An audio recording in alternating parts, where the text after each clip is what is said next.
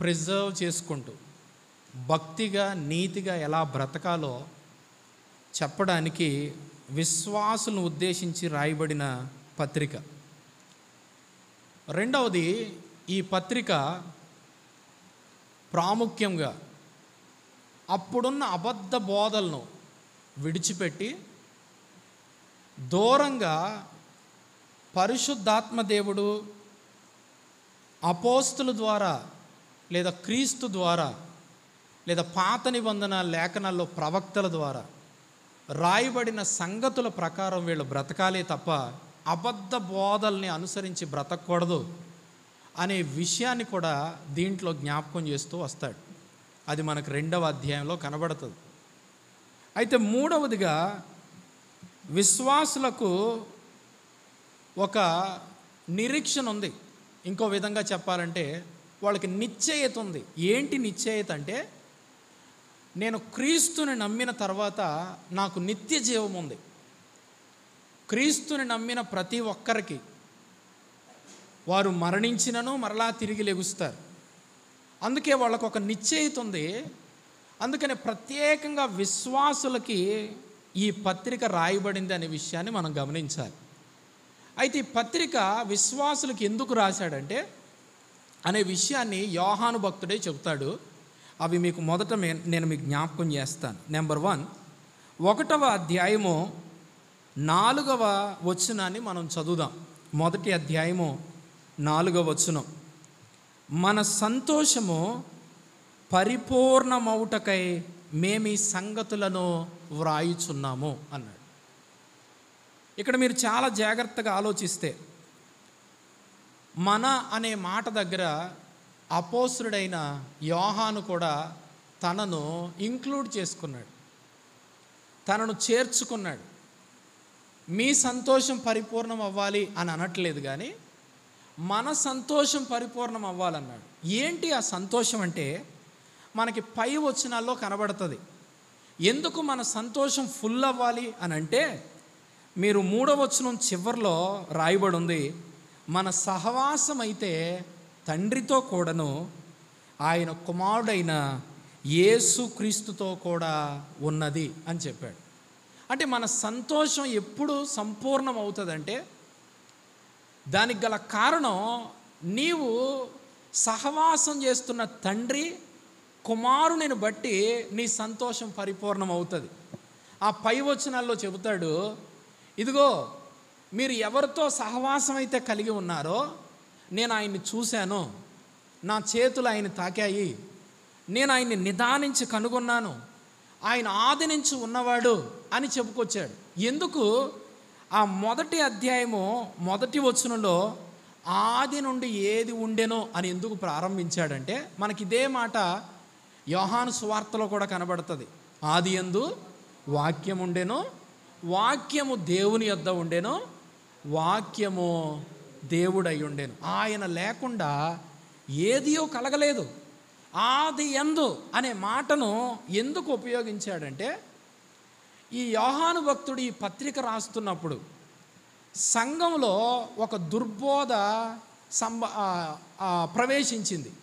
ఏంటి ఆ దుర్బోధ అంటే, ఏదైతే మెటీరియలిస్టిక్ ఉంటుందో, గ్నోస్టిసిజం అంటాం దాన్ని, ఏదైతే మెటీరియల్ ఉందో అది పాపము.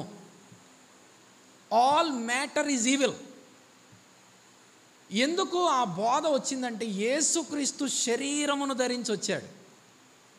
ఇప్పుడు వాళ్ళ సిద్ధాంతం ప్రకారం ఏం చెబుతున్నారంటే ప్రజలకి, యేసుక్రీస్తు రక్తమాంసములు గలవాడిగా ఒక మెటీరియల్తో వచ్చాడు గనుక ఆయన దేవుడు కాడు, ఆయన రక్షకుడు కాడు. మరి ఎవరంటే మెటీరియల్తో ఉన్నది ప్రతీది కూడా ఈవిల్, దుష్ట సంబంధమైంది అని బోధించడం ప్రారంభించారు.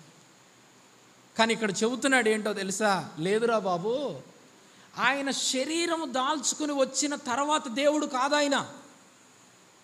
ఆయన శరీరమును దాల్చుకుని వచ్చిన తర్వాత ఆయన రక్షకుడు అవ్వలేదు ఈ సర్వలోకానికి. మరి ఎవరు ఆయన? ఆది నుంచి ఉన్నవాడు.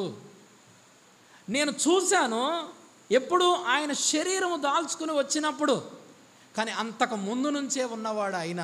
అందుకే ఆయనకు ఒక పేరుంది, ఆల్ఫా ఒమేగా, ఆదియు అంతమనై ఉన్నవాడు. ఇప్పుడు ఏం చెబుతున్నాడంటే, ఇప్పుడు ఆయనతో మీకు సహవాసం ఉంది. ఎవరైనా ఆది నుంచి ఉన్నవాడు, ఎవరైనా జీవవాక్యమై ఉన్నవాడు, ఆయనతో మీకు సహవాసం ఉంది. ఈ పత్రిక రాయడానికి గల కారణం ఏంటంటే, మన సంతోషం పరిపూర్ణం అవ్వాలి. ఎప్పుడు పరిపూర్ణం అవుతుందంటే, నీవు ఎప్పుడు జ్ఞాపకం చేసుకోవాలి ఏంటో తెలుసా? నేను సహవాసం చేస్తున్నది తండ్రితోనూ కుమారుడైన దేవుడితోనూ నేను సహవాసం కలిగి ఉన్నాను. ఒక్కసారి ఆలోచించండి. నీవు నిజంగా నీ ఫెలోషిప్ భూమిని, ఆకాశాన్ని, అందరి సమస్తాన్ని కలుగజేసిన దేవునితో కలిగి ఉన్నావంటే ఎంత ధన్యులమో ఒకసారి ఆలోచించండి. ఇది జ్ఞాపకం చేసుకున్నప్పుడల్లా మన సంతోషం రెట్టింపు అవ్వాలి, ఫుల్ అవ్వాలి. ఎందుకంటే నేను ఈ లోకములో దేవునితో సహవాసం చేయడానికి పాత్రున్నా అని అంటే అసలు ఏ మాత్రం కూడా 0.000% అసలు యోగ్యుడే కాదు. అటువంటిది దేవునితో సహవాసం కలిగి ఉన్నాను. మీరు అనుకోవచ్చు, ఇదే పత్రికలో తండ్రి గురించి మాట్లాడాడు, కుమారుని గురించి మాట్లాడాడు, పరిశుద్ధాత్మ దేవుడి గురించి కూడా మాట్లాడాడు. ఆ విషయం కూడా రాయబడి ఉంటుంది. చూడండి, 3వ అధ్యాయము చివరి వచనంలో రాయబడి ఉంటుంది. ఆయన ఆజ్ఞలను గైకొనువాడు ఆయన యందు నిలిచి ఉండును, ఆయన వాని యందు నిలిచి ఉండును, ఆయన మన యందు నిలిచి ఉన్నాడని ఆయన మనకు అనుగ్రహించిన ఆత్మ మూలముగా తెలుసుకొనుచున్నాము. ఇక్కడ సహవాసం అని మాట్లాడాడు. ఎవరి గురించి? తండ్రి, కుమారుడు. కానీ పరిశుద్ధాత్మ దేవుని గురించి వచ్చేటప్పటికి ఏమన్నాడు తెలుసా? మనకు అనుగ్రహించబడ్డాడు. అంటే ఇప్పుడు పరిశుద్ధాత్మ దేవుడు మనలో నివసిస్తున్నాడు. తండ్రి ఉన్నాడు, తండ్రి కుడి పార్శ్వమున కుమారుడు ఉన్నాడు. కానీ మనలో ఎవరున్నారో తెలుసా? తండ్రి చేత వాగ్దానం చేయబడిన పరిశుద్ధాత్మ దేవుడు మనలో ఉన్నాడు. అంటే ఇంకో విధంగా చెప్పాలంటే, మనము త్రియేక దేవునితో సహవాసము కలిగిన వారము. త్రియేక దేవునితో సహవాసం కలిగిన వారు. మరి అంత గొప్ప దేవునితో సహవాసం కలిగి ఉన్నప్పుడు నిజంగా మన సంతోషం పరిపూర్ణం అవుతుందా? అందుకు రాస్తున్నాను అంటున్నాడు. ఇప్పుడు మీరు ఇంకోటి ఆలోచించండి. త్రియేక దేవునితో సహవాసం కలిగి ఉన్నాం అని ఆపేలేదు. ఏమంటున్నాడంటే, మా కళ్ళు ఎవరినైతే చూశాయో, మా చేతులు ఎవరినైతే తాకాయో, ఎవరినైతే నిదానించి మేము కనుగొన్నామో, ఎవరి స్వరాన్నైతే మేము విన్నామో, ఆయన, ఇదిగో ఇక్కడ రాయబడి ఉంది చూడండి, ఆయనతో మేము సహవాసం కలిగి ఉండడమే కాదు కానీ మాతో మీకును సహవాసము కలుగునట్లు 3వ వచనంలో రాయబడి ఉంది. ఇప్పుడు మేము ఆయన్ని చూసాం కదా, మేము గొప్పవాళ్ళం అనుకుంటున్నారేమో. మా చేతులు ఆయన్ని తాకాయి కదా, మేము గొప్పవాళ్ళం అనుకుంటున్నారేమో. ఇక్కడ చూడండి, దేవునితో సహవాసం కలిగి ఉన్నాం. రెండవది, ఒకరినితో ఒకరము కూడా సహవాసం కలిగి ఉన్నాం. ఇది ఎవరు కలగజేశారు? తండ్రి అయిన దేవుడు, కుమారుడైన యేసుక్రీస్తు, పరిశుద్ధాత్మ దేవుడు. ఇంకో మాట చూడండి, ఎఫెసీయులకు రాసిన పత్రిక 4వ అధ్యాయము 1వ వచనంలో మనం చదివితే, 4వ అధ్యాయము 1వ వచనం, ఆత్మ కలిగించు ఐక్యతను కాపాడుకొనుటయందు ఎలా ఉండాలంట? మీరు ఆలోచించండి. ఆత్మ ఐక్యత కలిగిస్తాడంట. ఐక్యత అనే మాటకు, సహవాసం అనే మాటకు ఇవన్నీ ఒకే అర్థాలు వస్తాయి. మీరు ఆలోచించండి. ఇప్పుడు యోహాను భక్తుడు చెప్తున్నాడు, ఈ పత్రిక రాయడానికి గల కారణం మన సంతోషం పరిపూర్ణం అవుతుంది. ఎప్పుడు పరిపూర్ణం అవుతుంది అంటే, నీకు దేవునితో సహవాసం కలిగి ఉన్నావు, మనుషులతోనూ సహవాసం కలిగి ఉన్నావు. ఈ రిలేషన్ చూడండి. ఈ రెండు కూడా మనకేం జ్ఞాపకం చేస్తాయో తెలుసా? నేను దేవునితో సహవాసం కలిగి ఉంటే ఇతరులతో నా సహవాసం బాగానే ఉంటుంది. నేను దేవుణ్ణి ప్రేమిస్తే ఇతరులతో నా ప్రేమ బాగానే ఉంటుంది. నేను దేవుని చేత క్షమించబడితే ఇతరులను నేను బాగానే క్షమిస్తాను. అంటే ఎలా చూసినా ఈ రిలేషన్ బాగుంటే ఇతరులతో నా రిలేషన్ బాగానే ఉంటుంది. ఇప్పుడు మనం ఆలోచిస్తే ఇది కేవలం ఎందుకు రాయబడిందంటే, మన సంతోషం పరిపూర్ణం అవ్వాలి. ఎప్పుడు అవుతుందంటే, నువ్వు ఎవరితో సహవాసం చేస్తున్నావో. ఇప్పుడు చూడండి, నేను యాకోబు గారితో సరిగ్గా సహవాసం కలిగి లేననుకో, నేనేం చెప్తున్నాను తెలుసా యాకోబు గారికి ఇండైరెక్ట్గా, నా యొక్క తండ్రి అయిన దేవుడు మంచోడు కాదు, కుమారుడైన దేవుడు మంచోడు కాదు, పరిశుద్ధాత్మ దేవుడు మంచోడు కాదని చెప్తున్నాను. ఎందుకు? నేను ఎవరిని రిఫ్లెక్ట్ చేస్తున్నానంటే, నేను ఎవరితో సహవాసం కలిగి ఉన్నానో ఆయన్నే నేను ఇతరులకు ప్రత్యక్షపరుస్తున్నాను. సో అందుకని ఈ పత్రిక నేను రాస్తున్నాను అని చెబుతున్నాడు అనమాట. రెండో విషయాన్ని మనం చూద్దాం. చూడండి, రెండో విషయం, ఈ పత్రిక ఎందుకు రాస్తున్నాడో అనే విషయాన్ని మనము ఇంకో మాటలో మనం ఇక్కడ చూద్దాం. చూడండి, 2వ అధ్యాయము 1వ వచనాన్ని చదవండి. నా చిన్న పిల్లలారా, మీరు పాపము చేయకుండుటకై ఈ సంగతులను మీకు వ్రాయుచున్నాను. ఎవరితో? విశ్వాసులకు చెబుతున్నాడు. మీరు పాపము చేయకుండా ఉండాలి, అందుకు మీకు రాస్తున్నాను.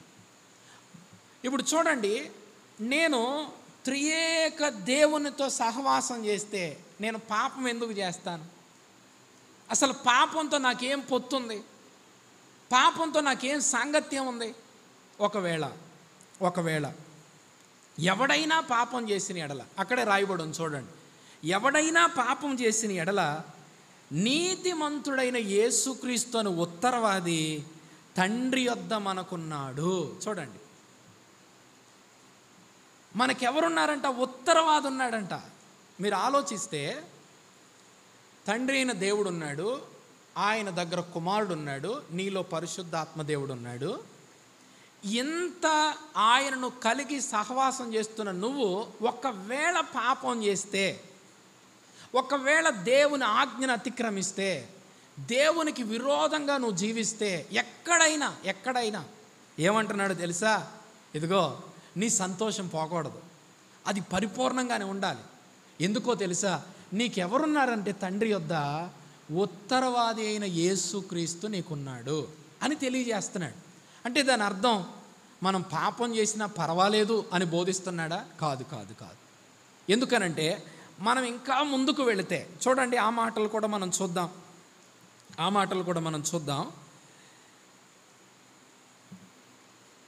29వ వచనాన్ని చదవండి. 2వ అధ్యాయం 29వ వచనం. ఆయన నీతిమంతుడని మీరు ఎరిగి ఉన్న ఎడల నీతిని జరిగించు ప్రతివాడును ఆయన మూలముగా పుట్టి ఉన్నాడని ఎరుగుదుము. ఇప్పుడు చూడండి, నువ్వు ఏం జరిగిస్తావు? పాపము ఒకవేళ జరిగిందా, ఇదిగో నిన్ను పాపం చేయమని చెబుతున్నాడు దేవుడు. కాదు. ఏంటంటే నీతిని జరిగించాలి నువ్వు. ఎందుకు? ఆయన మూలంగా పుట్టావు. నువ్వు ఆత్మ మూలంగా పుట్టిన వాడివి, శరీరము ద్వారా రక్తము ద్వారా పుట్టిన వాడివి కాదు. శరీరము ద్వారా రక్తము ద్వారా పుట్టినప్పుడు నీలో ఆదాము పాపము మరణం ఏలుబడి చేశాయి.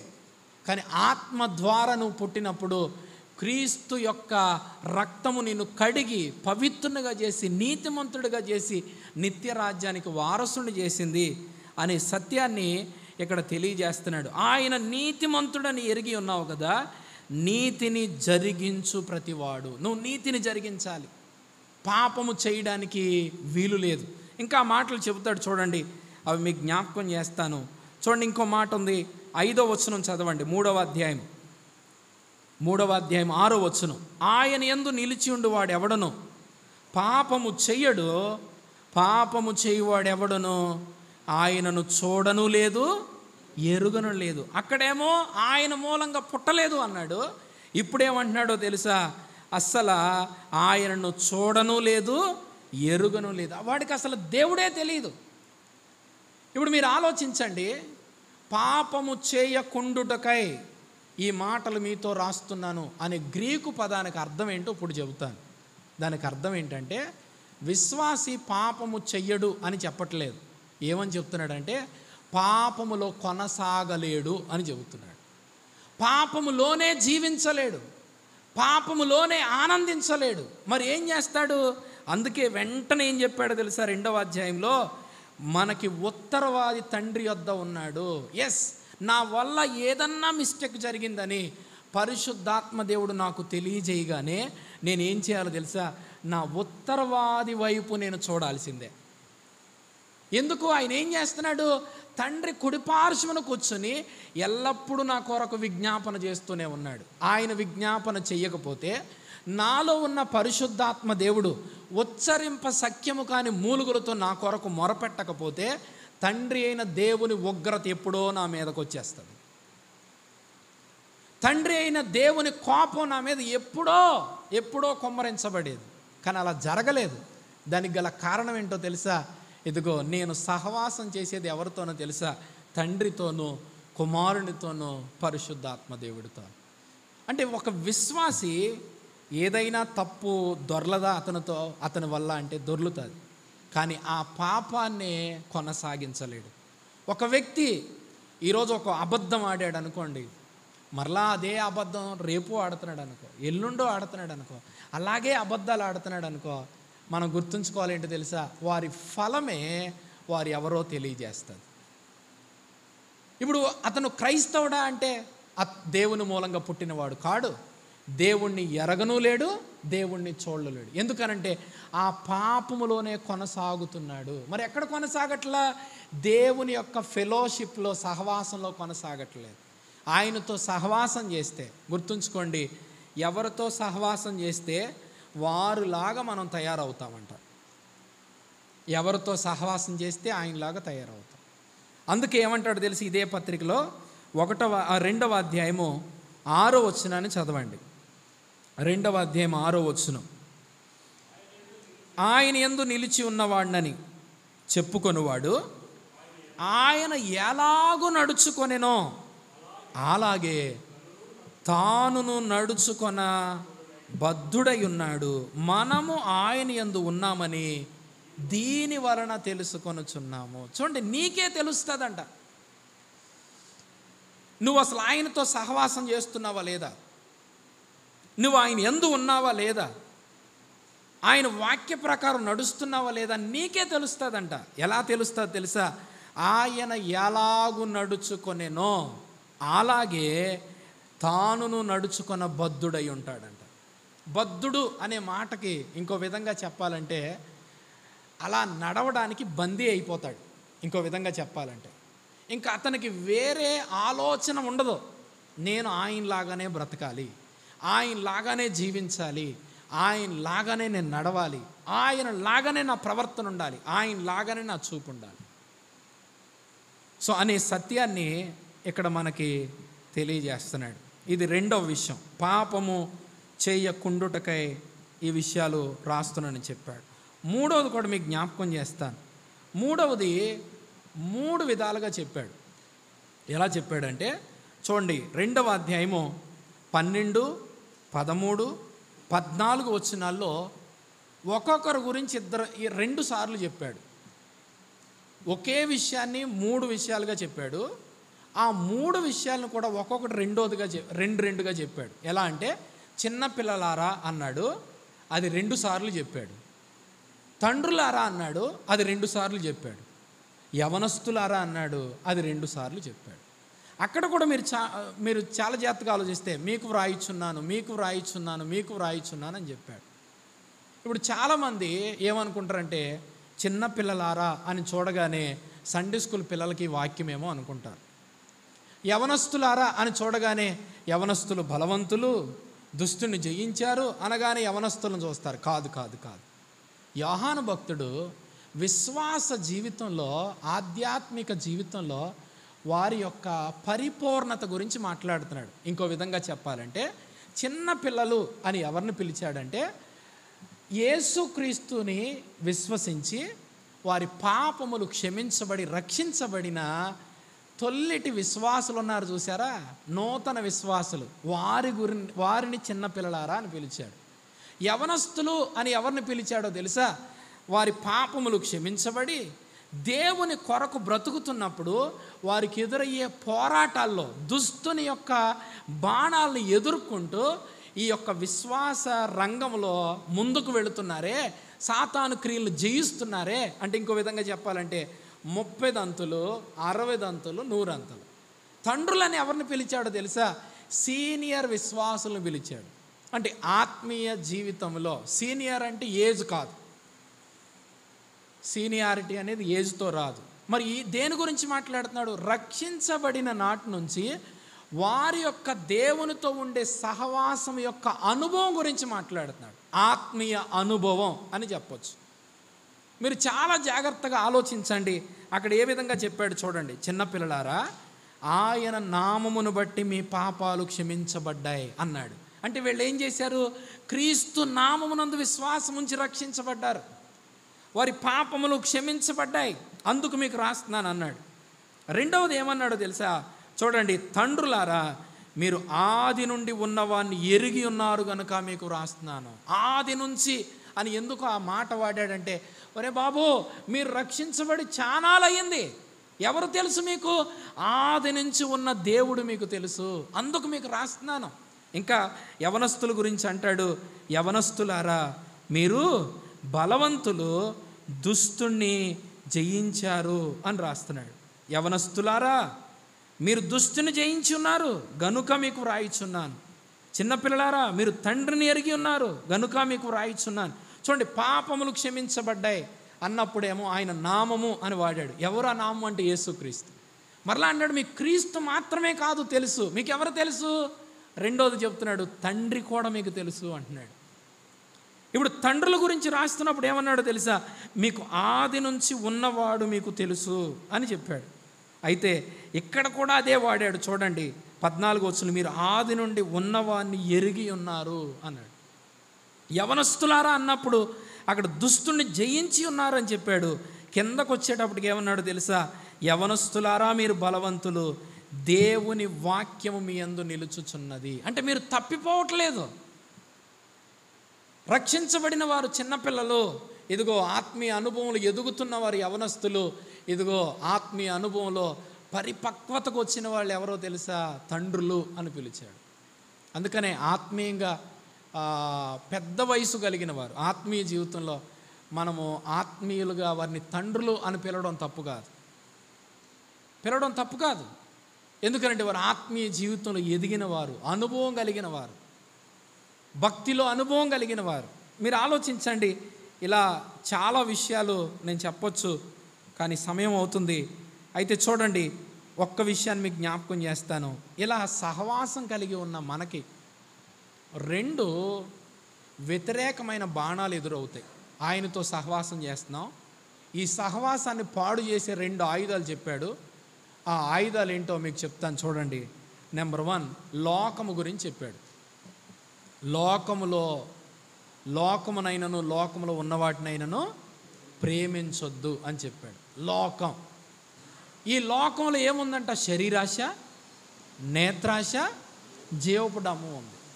ఇప్పుడు చూడండి, ఇవేం చేస్తాయి? విశ్వాస జీవితాన్ని, దేవునితో సహవాసాన్ని పాడు చేస్తాయి.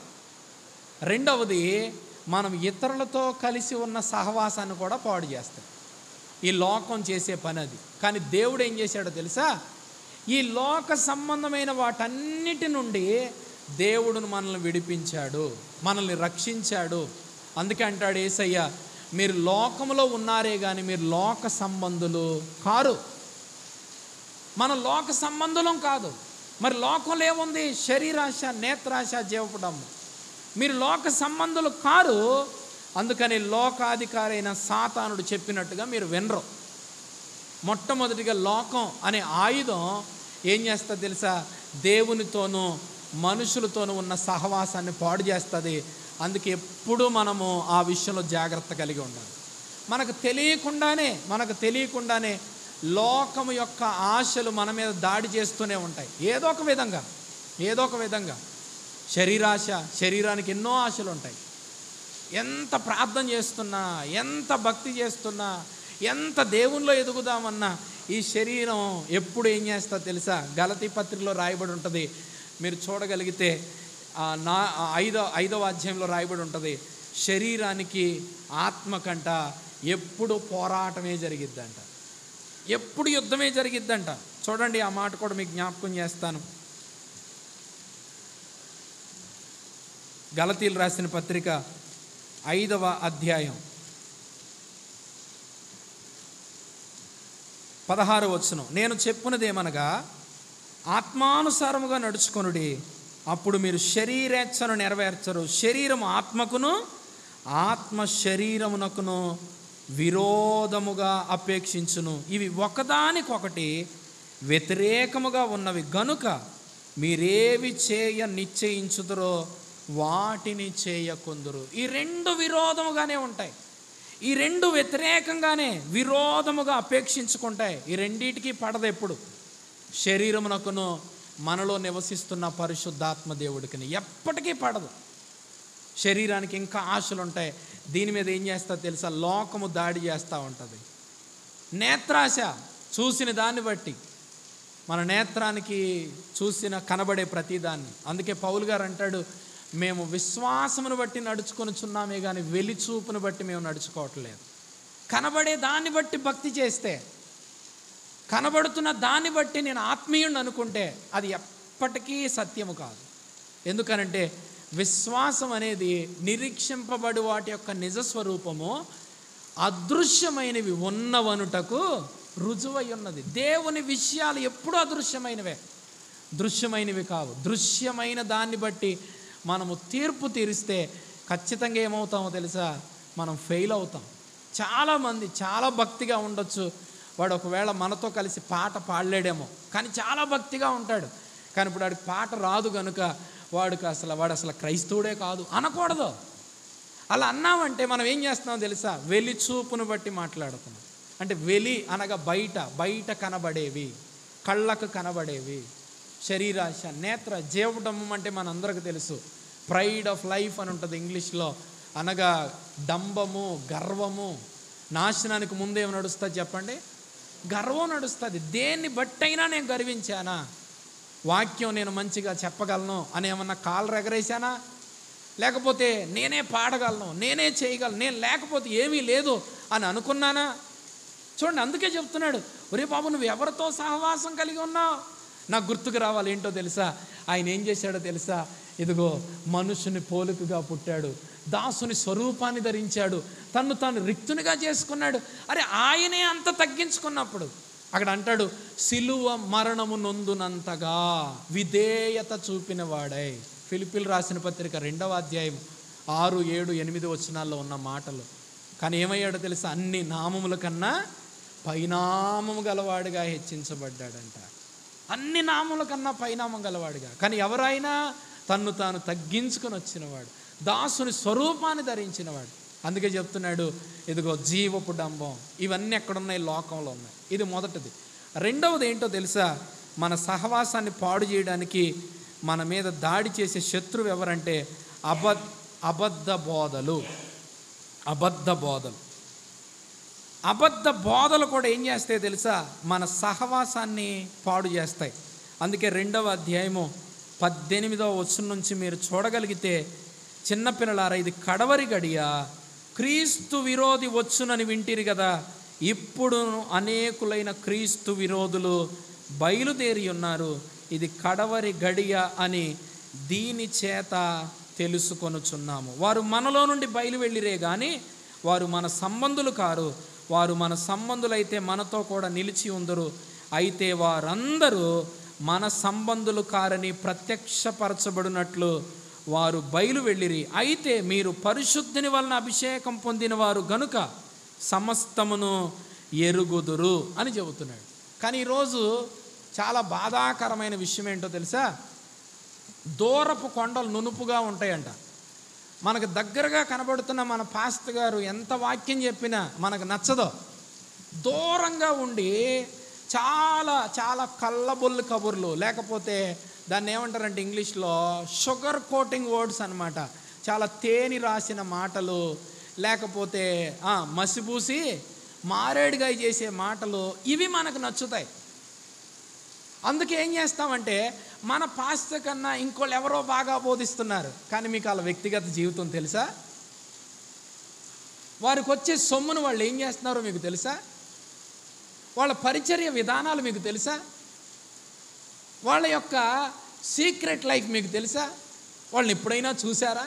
వాళ్ళతో ఎప్పుడైనా మీరు సమయం గడిపారా? వాళ్ళతో మీకు సహవాసం ఉందా అంటే ఉండదు. కానీ ఏంటో తెలుసా? ఆ బోధలు మనకు బాగా నచ్చుతాయి. ఆ బోధలే మనం వంట పట్టించుకుంటాం. ఎందుకంటే దూరంగా ఉన్నాయి కదా, దూరంగా ఉన్నాయి కాబట్టి బాగానే కనబడతాయి. కానీ జాగ్రత్త. ఎందుకు ఈ మాట చెప్తున్నానంటే, ఈరోజు చాలామంది నేను చాలా ధైర్యంగా చెప్పగలను, చాలామంది వాళ్ళ దగ్గరున్న సేవకుల యొక్క ప్రవర్తన, లేకపోతే వాళ్ళ దగ్గరున్న సేవకుల యొక్క బోధలు వాళ్ళకి నచ్చవు, కానీ దూరంగా మనకు తెలియని వ్యక్తి బాగా నచ్చుతాడు. అందుకే వాళ్ళకి ఫ్యాన్లు అయిపోతాం. వాళ్ళు ఏం చెప్తే అదే చేసేస్తాం. కానీ అది కాదు కదా.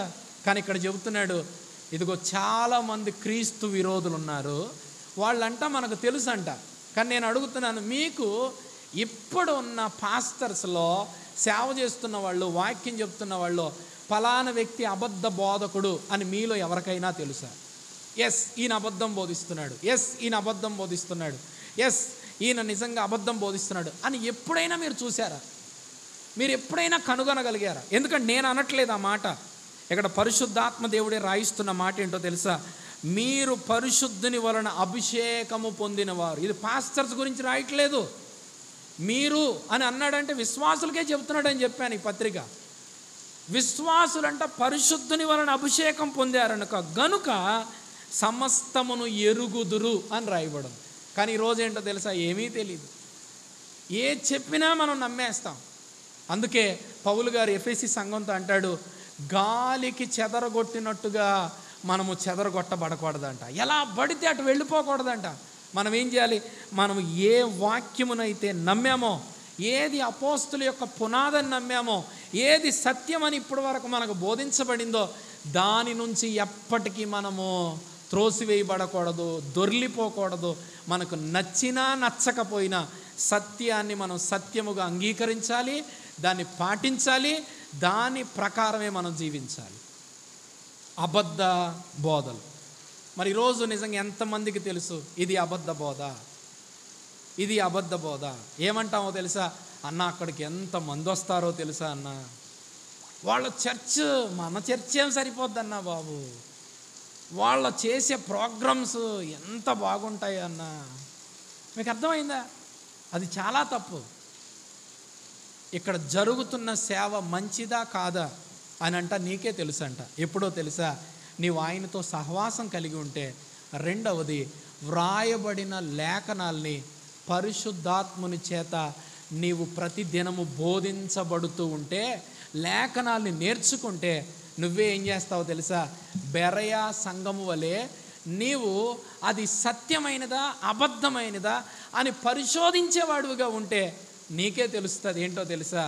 అది సత్యమా అది అబద్ధమా? 4వ అధ్యాయంలో చెబుతాడు ఆ విషయాన్ని. జస్ట్ మీకు చదివి నేను ముగిస్తాను. చూడండి ఆ వాక్యాన్ని. అక్కడ రాయబడిన మాట చూడండి.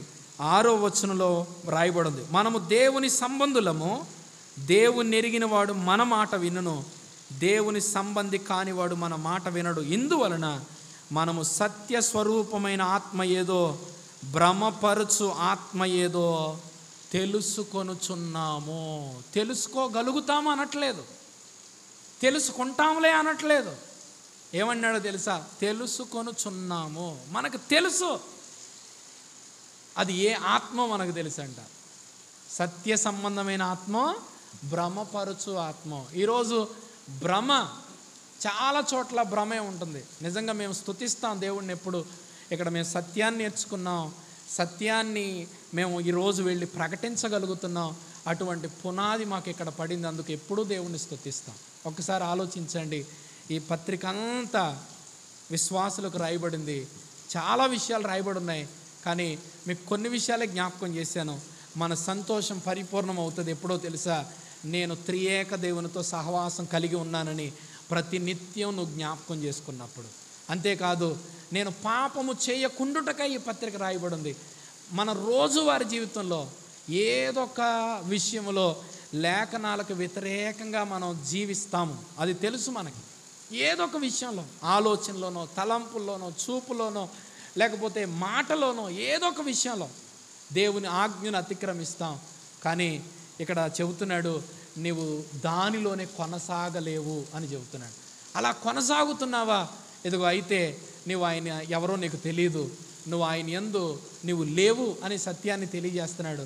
ఒకవేళ పరిశుద్ధాత్మ దేవుడు కనుక ఒరే బాబు నువ్వు చేసిన తప్పురాన్ని జ్ఞాపకం చేశాడు అనుకో, 1 అధ్యాయం 9వ వచనంలో జ్ఞాపకం చేస్తాడు, మన పాపములను మనం ఒప్పుకొని ఎడల ఆయన నమ్మదగినవాడు నీతిమంతుడు గనుక మన పాపములను క్షమించి సమస్త దుర్నీతి నుండి ఏం చేస్తాడంట, మనలను పవిత్రులుగా చేయును అని రాయబడింది. మరి ఇలా నేను బ్రతుకుతున్నప్పుడు నా మీద అటాక్ ఏం చేస్తుంది తెలుసా? లోకం చేస్తుంది. రెండోది అబద్ధ బోధలు చేస్తాయి. ఇవే ఈరోజు విశ్వాసుల్ని పాడు చేసే ఆయుధాలు. ఒకటి లోకం, దాంట్లో ఉన్నది శరీరాశ, నేత్రాశ, జీవపడము. రెండోది అబద్ధ బోధలు. ఎందుకు ఈ విషయాన్ని చెప్తానంటే, యోహాను భక్తుడు అంటున్నాడు ఇది కడవరి గడియ. కడవరి గడియలో ఏమవుతుందో తెలుసా? ఆ విషయాన్ని పౌలు గారు చెప్తాడు. ఒరే బాబు, ఇదిగో సాతానుడు తానే వెలుగుదూత వేషం వేసుకున్నాడు. అలాగే దొంగ అపోస్తులు కూడా ఏం చేస్తారో తెలుసా? వాళ్ళు గొర్రెల వలె వాళ్ళు కూడా వేషాలు వేసుకుంటారు. వాళ్ళు అపోస్తులు లాంటి వేషాలు వేసుకుంటారు. అందుకనే మనము ప్రతి బోధను నమ్మక, ప్రతి ఆత్మను నమ్మక, ఏది సత్యమైన ఆత్మో, ఏది భ్రమపరచు ఆత్మో మనకే తెలుసంట. నేను అడుగుతున్నాను, నిజంగా మీకు అర్థమవుతుందా? బోధ చెబుతున్నప్పుడు ఇది లేఖనానుసారంగా ఉంది, లేఖనానుసారంగా లేదు అని మనకు అర్థమవుతుందా? ఇంకో విషయాన్ని చెప్తున్నాను, లేఖనము బోధించబడుతున్నప్పుడు నీ విశ్వాస జీవితంలో పరిపక్వత, చిన్నపిల్లలు, యవనస్తులు, తండ్రులు అన్నాడే, ఈ ఆత్మీయ పరిపక్వత గనుక నీలో కలగకపోతే, ఎదుగుదల నీలో కలగకపోతే, నేను చెప్తున్నాను ఆ బోధ నీకు క్షేమాభివృద్ధికరము కాదు. అది ఏ మాత్రము నీ జీవితాన్ని క్రీస్తులాగా మార్చలేదు. అందుకే చివరిగా ఈ మాట చెప్పి నేను ముగిస్తాను. చూడండి, 4వ అధ్యాయము 7వ వచనాన్ని మనం చదువుదాం. తీర్పు దినమందు మనము ధైర్యము కలుగునట్లు దీని వలన ప్రేమ మనలో పరిపూర్ణము చేయబడి ఉన్నది.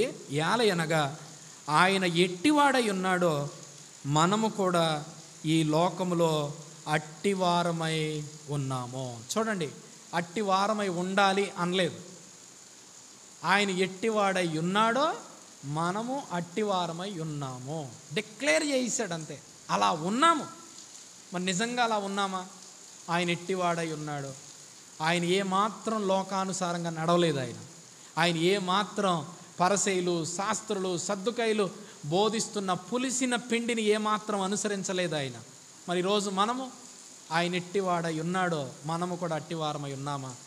అలా ఉండాలని, లోకంలో ఆయన్ని పోలి మనం నడవాలని, మన సహవాసం ఆయనతో ఉంది కనుక మనము ఖచ్చితంగా ఆయన్ని పోలి ఆయన అనుసరించి నడవాలని కోరుకుంటూ ఈ మాటలు నేను ముగిస్తున్నాను. దేవుడు ఈ లేఖన భాగాల్ని మన వెనుకల్లో దీవించి ఆశీర్వదించునుగాక.